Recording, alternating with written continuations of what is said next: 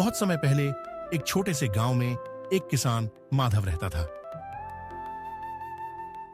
माधव का खेत बहुत बड़ा था, लेकिन वह बेहद आलसी और लापरवाह था। वह दिन रात अपनी जमीन को देखकर भी काम करने से बचता था। उसकी पत्नी कमला एक बहुत ही समझदार और मेहनती महिला थी। वह सुबह जल्दी उठकर घर के सारे काम करती, फिर खेत में जाती, गाय भैंसों को चारा देती और पूरी तरह से दिन भर काम में व्यस्त रहती। लेकिन माधव के मन में कभी भी मेहनत करने की ललक नहीं थी। वह हमेशा कोई न कोई बहाना बना देता था। गांव में सभी किसान अपने खेतों में कठिन मेहनत कर रहे थे। वे फसल की देखभाल, पानी देना और हल जोतने में व्यस्त रहते, लेकिन माधव का सारा समय आराम करने, ताश खेलने और नींद में बीतता था। एक दिन जब कमला ने फिर से उसे खेत में काम करने के लिए कहा, तो वह गुस्से में बोली, माधव, क्या तुम समझते हो कि ऐसा आलस्य करना ठीक है? अगर तुम आज खेत में काम नहीं करोगे तो घर में खाना नहीं बनेगा। कमला का गुस्सा देखकर माधव को अलगे से डर का एहसास हुआ और वह भारी मन से खेत की ओर चल पड़ा। माधव का आलस्य और खेत जोतना, गर्मियों की तेज धूप में खेत में काम करना बहुत ही कठिन था। माधव हल लेकर खेत में उतरा, लेकिन थोड़ी ही देर में उसे शारीरिक थकावट महसूस होने लगी। उसने अपने हल को एक ओर रखा और पास के पीपल के पेड़ के नीचे बैठकर ठंडी छांव का आनंद लिया।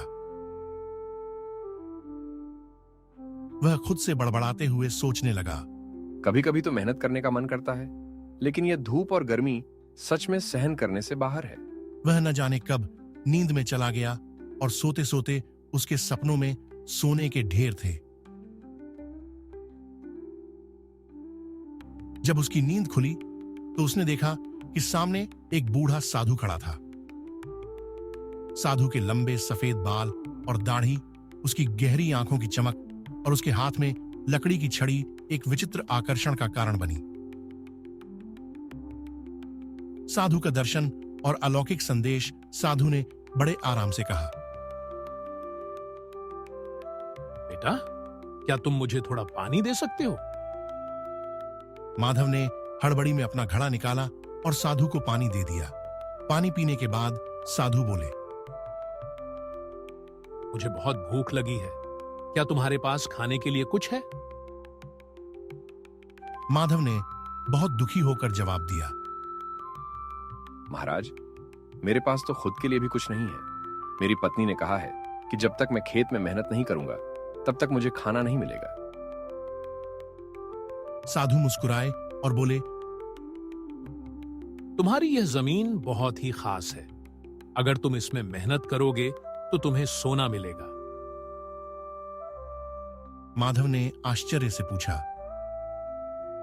कैसे महाराज? साधु ने मुस्कुराते हुए कहा, अगर तुम इस खेत में धान बो और मेहनत से उसकी देखभाल करो तो जब फसल पककर तैयार होगी तब उसके बीच सोने के दाने उगाएंगे, और जब तुम यह हर साल करो तो तुम्हारी गरीबी हमेशा के लिए दूर हो जाएगी। साधु ने यह कहकर अचानक अदृश्य हो गए और माधव चौकस होकर खड़ा रह गया। माधव ने साधु के शब्दों पर गहरी सोच विचार किया। वह घर भागा और कमला को यह कहानी सुनाई।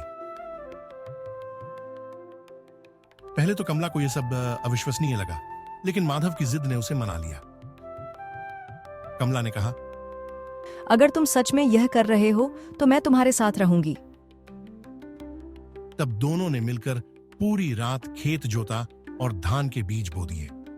गांव के कुछ लोग माधव के खेत में काम करते देखे और हंसते हुए बोले, अरे माधव, तेरा खेत तो बंजर है, यहाँ कुछ नहीं उगने वाला, मेहनत करने का क्या फायदा।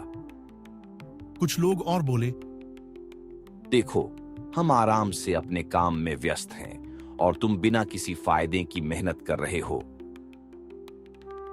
लेकिन माधव ने किसी की बातों का कोई जवाब नहीं दिया। वह अपने काम में लगा रहा। उसका मन आशा से भरा हुआ था कि साधु महाराज सच में कह रहे होंगे। हफ्तों बाद माधव के खेत में धान लहलहाने लगा। खेत में एक सोने जैसी आभा फैलने लगी। जब फसल कटाई का समय आया तो माधव और कमला ने देखा कि फसल के बीच कुछ चमकदार दाने थे। कमला ने चौंक कर कहा, माधव, देखो, यह तो सच में सोने के दाने हैं। माधव ने ध्यान से देखा और पाया कि धान के बीच सोने के दाने छुपे थे। उसने उन्हें सावधानी से इकट्ठा किया और फिर उन्हें बाजार में बेचा, जिससे उसे बहुत अच्छा लाभ हुआ। संपत्ति की वृद्धि और गांव की समृद्धि, यह सिलसिला हर साल चलता रहा। माधव ने मजदूरी और मेहनत से खेती की और सोने के दाने हर बार उगते रहे। धीरे धीरे उसकी संपत्ति बढ़ने लगी। अगले साल माधव ने खेत में और भी बेहतर तरीके से काम किया और फसल और भी ज्यादा शानदार हुई।